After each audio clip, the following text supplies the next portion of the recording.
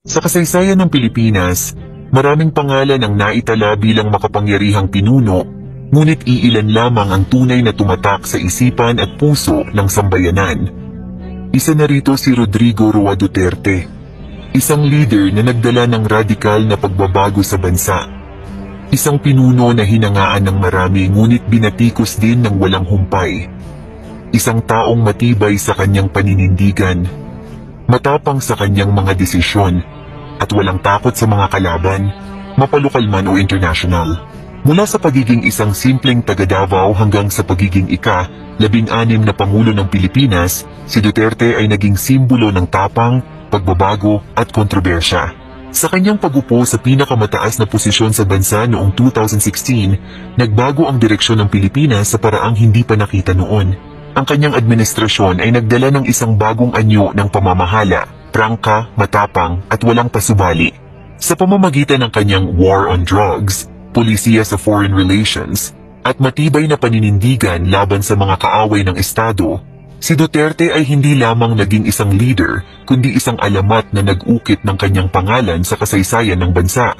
Subalit sa kabila ng kanyang mga tagumpay, hindi rin maikakaila ang mga kontrobersiyang bumalot sa kanyang pamamahala. Ang kanyang madugong kampanya laban sa droga, ang mga alegasyon ng paglabag sa karapatang pantao, ang kanyang di-tradisyonal na pakikitungo sa international community, at ang kanyang minsan ay bastos, ngunit tapat na pananalita, ay naging dahilan ng matinding paghahati-hati ng opinyon sa kanyang pamumuno. Ngunit isang bagay ang tiyak, si Rodrigo Duterte ay hindi isang ordinaryong leader.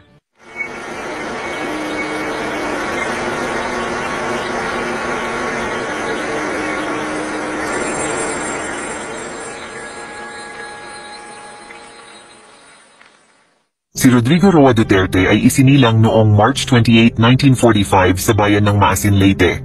Anak siya ni Vicente Duterte, isang abogado at politiko, at Soledad Roa, isang guro. Lumaki siya sa isang pamilyang may matibay na pundasyon sa serbisyo publiko, kaya hindi nakapagtataka na sa murang edad ay namulat na siya sa mundo ng politika. Lumipat ang kanilang pamilya sa Davao, kung saan ipinagpatuloy ni Rodrigo ang kanyang pag-aaral. Mula pa sa kanyang kabataan, kilala na siyang matigas ang ulo, may tapang, at hindi madaling sumuko.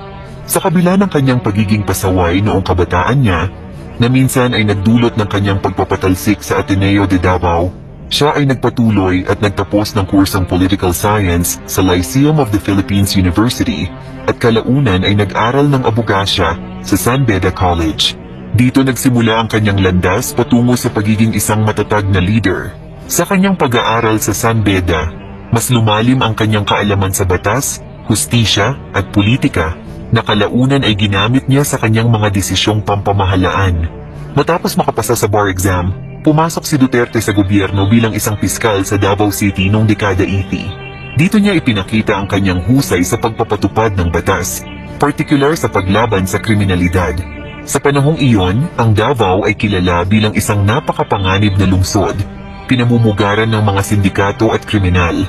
Ngunit sa pamamagitan ng matibay na kamay ni Duterte bilang piskal, unti-unting nabawasan ang karahasan sa lungsod. Taong 1988, pinasok ni Duterte ang mundo ng politika nang mahalal siya bilang alkalde ng Davao City. Sa loob ng 3 dekada, siya ay naglingkod sa lungsod bilang mayor, congressman at vice mayor. Sa kanyang pamamahala, nabago ang imahe ng Davao. Mula sa isang madugong lungsod patungo sa isa sa pinakaligtas na lugar sa Pilipinas. Ang kanyang estilo ng pamamahala ay tinaguriang Iron Fist Rule. Mahigpit, walang kinatatakutan, at may matinding disiplina. Ipinatupad niya ang curfew, pagbabawal sa paninigarilyo sa pampublikong lugar, at mahigpit na kampanya laban sa droga. Dahil dito, maraming Davaoenyo ang humanga sa kanyang pamumuno at paulit-ulit siyang ibinoto sa posisyon. Noong 2016, sa kabila ng pagiging outlier sa tradisyonal na politika, nagdesisyon si Duterte na tumakbo bilang Pangulo ng Pilipinas. Ang kanyang kampanya ay puno ng sigasig at pangako ng pagbabago. Isinulong niya ang tapang at malasakit, kung saan kanyang ipinahayag ang mga pangunahing layunin ng kanyang administrasyon, ang pagsugpo sa kriminalidad, korupsyon at ilegal na droga. Ang kanyang matapang na pananalita at hindi pangkaraniwang estilo ng kampanya ay naging daan upang makuha niya ang loob ng milyon-milyong Pilipino. Mula sa mga ordinaryong manggagawa hanggang sa malalaking negosyante, mula sa mahihirap hanggang sa mayayaman, marami ang naniwala sa kanyang pangako ng gobyernong may malasakit. Noong May 9, 2016, opisyal na siyang nahalal bilang ika-16 na Pangulo ng Pilipinas na may 16 million votes, na siyang pinakamataas na bilang na nakuha ng isang kandidato sa kasaysayan ng bansa noong panahong iyon. Ang kanyang panalo ay nagbigay daan sa isang administrasyong puno ng aksyon, kontrobersya at pagbabago. Ang kanyang pinakakilalang pulisya ay ang kampanya laban sa iligal na droga. Agad niyang inilunsad ang Oplan Tokhang, isang kampanya na naglalayong hulihin at puksain ang droga sa bansa. Sa ilalim ng programang ito, libu-libong drug suspects ang naaresto at libu-libo rin ang napatay sa mga operasyon ng pulisya. Bagamat sinuportahan ito ng maraming Pilipino, tinuliksa naman ito ng mga human rights groups at international organizations gaya ng United Nations at International Criminal Court, ICC, na nag-akusa sa kanya ng crimes against humanity. Sa ilalim ng kanyang administrasyon, inilunsad ang Build, Build, Build na naglalayong itayo ang iba't ibang infrastruktura sa bansa, mga kalsada, tulay, paliparan at iba pa. Isa ito sa pinakamalalaking legacy ni Duterte sa ekonomiya dahil nakatulong ito sa pagpapalakas ng infrastruktura at paglikha ng maraming trabaho.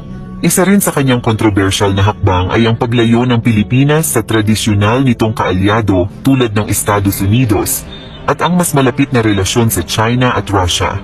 Marami ang bumatikos dito, lalo na sa issue ng West Philippine Sea, ngunit nanindigan si Duterte na ito ay bahagi ng kanyang independent foreign policy.